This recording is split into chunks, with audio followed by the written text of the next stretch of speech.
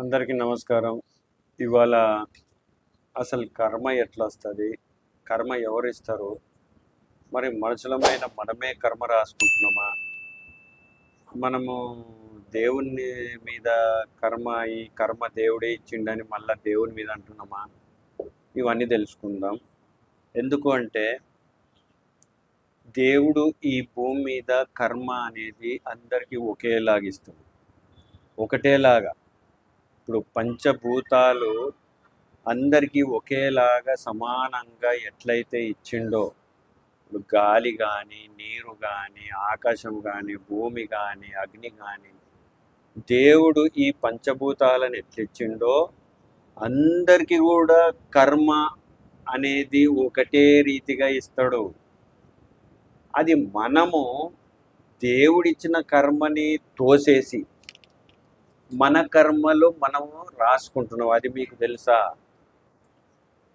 ఒకవేళ తెలిస్తే మీరు కామెంట్ సెక్షన్లో మీరు చెప్పండి నాకు, అసలు కర్మలు దేవుడిస్తుండా లేకపోతే మనుషులే రాసుకుంటున్నారా?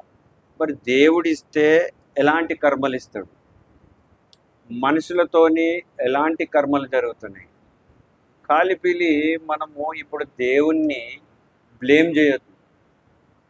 మా కొడుకు చనిపోయాడండి, మాకు ఇదే కర్మ, మా కర్మ ఇట్లనే ఉంటుందండి. ఇక ఇవన్నీ వ్యర్థమైన మాటలు. కర్మలు అనేటివి దేవుడు ఎప్పుడైనా సరే ఎవరికైనా సరే ఒకే రీతిగా ఇస్తాడు. ఎంత పెద్ద సాధువులైనా, ఎంత పెద్ద గురువులైనా, ఎంత పెద్ద హిమాలయస్ పోయి తపస్సు చేసిన అయినా సరే, నీ కర్మ ఇట్లనే ఉందమ్మా, నీ కర్మ ఇట్లనే ఉన్నది, అట్లనే జరుగుతుందని చెప్తారు. కానీ మరి దేవుడు ఏం కర్మ ఇచ్చిండు అనేది ఎవరు చెప్పరు. ఎందుకంటే అసలు దేవుడు ఏం కర్మ ఇచ్చిండో ఏ సాధువులకు తెలియదు, సరిగా ఏ గురువులకు తెలియదు. ఎవరికి తోచింది వాళ్ళు చెప్తున్నారు. అసలు ఇప్పుడు నేను చెప్తా, దేవుడు ఎలాంటి కర్మ ఇచ్చాడు మనకు భూమి మీద. అయితే మీరు ఒకటి వినాలి. భూమి మీద కర్మ అనేది దేవుడు ఎట్లిచ్చిండు? అందరికీ సమానంగా ఇచ్చిండా, లేకపోతే నువ్వు నువ్వు నచ్చక వేరే కర్మిస్తాడా? దేవుడు ఎలాంటి కర్మిస్తాడు? మన సొంత పిల్లలు మనకందరికీ ఎట్లా సమానమో, దేవునికి కూడా మనుషులందరూ ఒకే రీతిగా సమానమే. మనము రిలీజియన్ అని, మతం అని, మా కులమని, మేము వేరే అని, మేము ఇది అని అది అని మనం వేరు చేసుకుంటున్నాం. అయితే చూడండి, మొదటి నుంచి భూమి మీద ఏం జరుగుతున్నది ఫస్ట్ మనం తెలుసుకోవాలి. ఏంటిదంటే సత్యయుగంలో కానీ, త్రేతయుగంలో కానీ, ద్రోపర యుగంలో కానీ ఆ మనుషులంతా ఏం చేసేవాళ్ళు ఫస్ట్ ఇది మనం తెలుసుకోవాలి. ఏం చేసేవాళ్ళు? అప్పుడు టెక్నాలజీ లేదు, ఎడ్యుకేషన్ లేదు, సైన్స్ లేదు, డాక్టర్లు లేరు, హైఫై టెక్నీషియన్స్ లేరు, ఎవరు లేరు. మరి వాళ్ళంతా ఏం ఉద్యోగం చేసేవాళ్ళు, ఏం చేసేవాళ్ళు? ఈ 3 యుగాలల్లో మనుషులు ఎంత ప్రశాంతంగా బ్రతికారు ఇది తెలుసుకోవాలి. దేవుడు ప్రతి ఒక్కరికి కర్మ అనేది ఒకే రీతికి ఇస్తాడు. అదేంటిదంటే భూమిని సృష్టించిండు వ్యవసాయం చేసుకోమని. ఇది భూమిని సృష్టించి వ్యవసాయం చేసుకుంటూ ఎవరి కుటుంబంని వాళ్ళ మంచిగా చూసుకుంటూ అన్యాయం లేకుండా నీతి న్యాయములతో ప్రేమతో సంతోషముతో బ్రతుకుమని మనకి చక్కని భూమి ఇచ్చిండు దేవుడు. ఇందులో ఈ కర్మల ఎటువంటి టెన్షన్ ఉండదు, ఆరాంగా జీవించవచ్చు. వ్యవసాయం చేసుకొని హాయిగా బ్రతకొచ్చు. నీవు నీ పొలంలో వచ్చింది ధాన్యము నీకు సంవత్సరం సరిపడా పెట్టుకొని మిగతా దానం చేసేవారు. ఇగో ఇది దాన ధర్మాలు, ప్రేమ, నీతి, న్యాయం అనేది. ఇప్పుడు వ్యవసాయం ఎవరిచ్చారు? దేవుడిచ్చారు. మరి ఇవన్నీ కర్మలు ఎట్లా వచ్చినాయి? మనిషి ద్వారా వచ్చినాయి. ఎట్లా వచ్చినాయి? ఇప్పుడు కంపెనీలలో పని చేయమన్నాడా దేవుడు? టెన్షన్తో ఉద్యోగాలు చేయమన్నాడా? లేకపోతే ఈ టెక్నాలజీ సృష్టించమన్నాడా? పొల్యూషన్ని సృష్టించమన్నాడా? రేడియేషన్ని సృష్టించమన్నాడా? ఇవన్నీ ఎవరు చేసుకున్నారు? మనిషి చేసిండు. మనిషి అజ్ఞానం వలన చేసిన ఈ క్రియలన్నీ. అయితే దేవుడిచ్చిన కర్మ ఏంది? మీరు వ్యవసాయం చేసుకొని తృప్తిగా ఉండండి. కానీ మనిషి చేసింది ఏంది? దేవుని కన్నా నాకు ఎక్కువ జ్ఞానం ఉన్నది, మేము చంద్రమండలంకు కూడా పోతాము, మేము మార్స్ మీద కూడా పోతాము, మాకు జ్ఞానం చాలా ఉంది, మా దగ్గర టెక్నాలజీ ఉంది, అణుబాంబులు ఉన్నాయి, మేము వీటితోని ఏల్తాము, శాసిస్తాము అని ఎవరి కర్మ వాళ్ళు మనుషులు రాసుకుంటారు. అసలు ఇంత టెన్షన్తోని డ్యూటీ చేయాల్సిన అవసరము మనుషులకి ఏంది? ఒకటి గమనించండి, ఎంత టెన్షన్ పడితే అంత మన బ్లడ్లో ఉన్న సెల్స్ పగిలిపోతూ ఉంటాయి. పగిలిపోయినప్పుడు ఇమ్యూనిటీ పవర్ తగ్గుతూ ఉంటుంది. ఇమ్యూనిటీ పవర్ తగ్గినప్పుడు ఓర్పు నశిస్తుంది. ఓర్పు నశించినప్పుడు మనకు రోగాలు తప్ప ఇంకా ఏమి మిగలవు.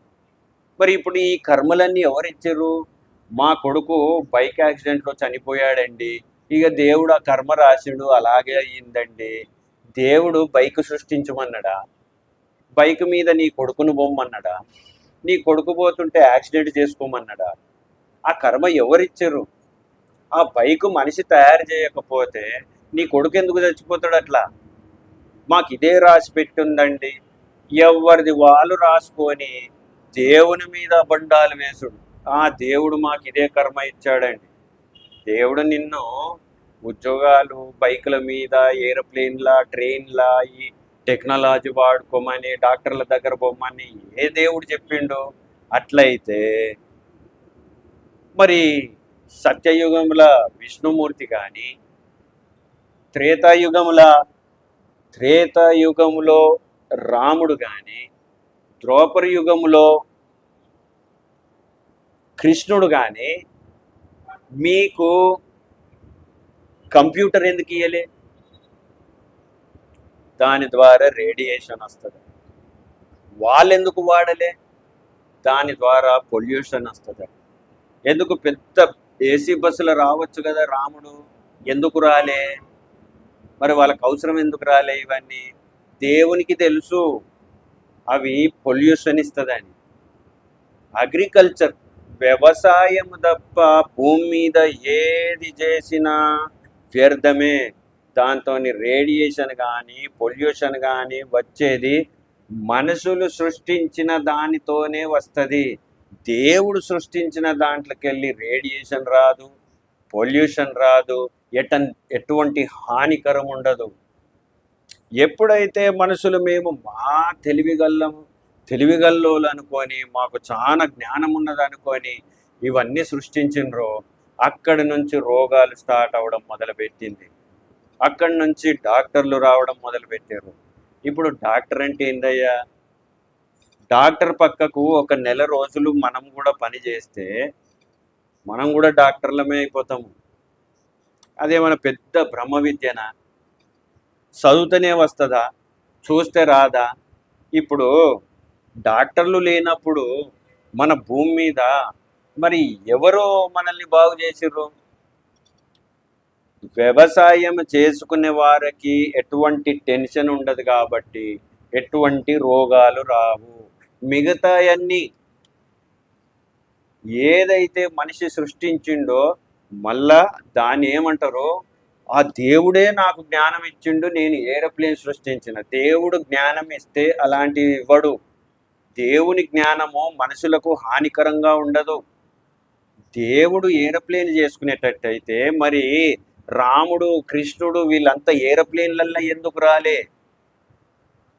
అయ్యో, ఏరోప్లేన్ చేసిండు అంటే అట్లాంటే రాముడు, కృష్ణుడు ఇట్లా పుష్పక విమానంలో వచ్చారు కదా అంటే, మరి ఆ దేవుడు తయారు చేసుకున్న దాంట్లో పొల్యూషన్ ఉన్నదా? మరి మనుషులు తయారు చేసిన దాంట్లో పొల్యూషన్ ఉన్నదా? దేంట్లో పొల్యూషన్ వస్తుంది? ఎంత డీజిల్, పెట్రోల్, క్రూడ్ ఆయిల్ ఎంత కాలిస్తే మన భూమి అంత నాశనం అయిపోతుంది. భూమి లోపట ఉన్న వనరులన్నీ తీసుకోమని ఎవరు చెప్పారు మీకు? భూమి లోపలికి వెళ్ళి ఉన్నాయన్నీ తీసి ఖర్చు చేయాలని ఏ దేవుడు చెప్పిండు? అంటే మనుషులని నాశనం చేయడానికి ఈ తెలివి తక్కువైన సైంటిస్టులు, ఈ బాగా చదువుకున్న మూర్ఖులు ఈ యొక్క విధానము మొదలుపెట్టారు. ఏంటిది? డబ్బు సంపాదించడం. డబ్బు ఎలా సంపాదిస్తున్నావు? కంపెనీలు పెట్టి సంపాదిస్తున్నావు.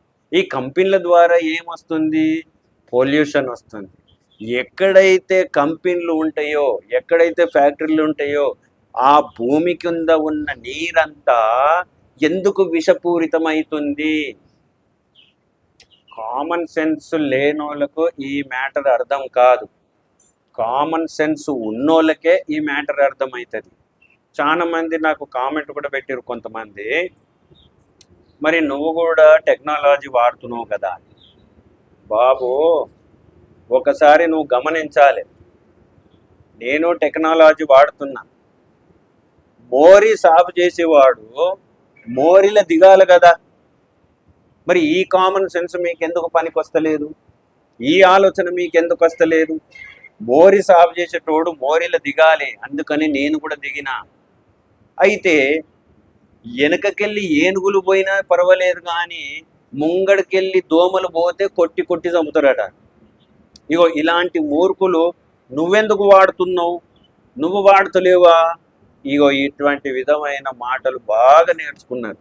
నేను ఏమి చెప్తున్నా, భూమి పరిస్థితి ఏంది, దేవుడు ఏం కర్మించిండు, మనుషులు ఎలా రాసుకున్నారు కర్మ అనేది గుర్తుపట్టాలి. నువ్వు చేసే ప్రతి పనిలో మరి నువ్వు రాసుకున్న కర్మన, దేవుడు రాసిచ్చిన కర్మన నీవే తెలుసుకో. ఎందుకు అంటే దేవుడు ఎప్పుడే కానీ మనుషులు నాశనం అయ్యే కర్మ దేవుడు ఇవ్వడు. ఇది జ్ఞానమున్నోనికే అర్థమవుతుంది.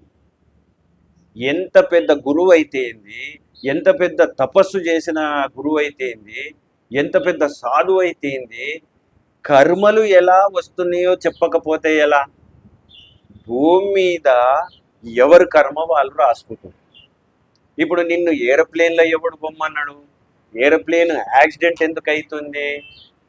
ఏరోప్లేన్లో యాక్సిడెంట్ అయ్యి నీ కుటుంబీకులు చనిపోయినప్పుడు నా దేవుడు కర్మ ఇంత పూజ చేస్తున్నా కానీ నాకు కర్మ ఇలానే రాశాడు.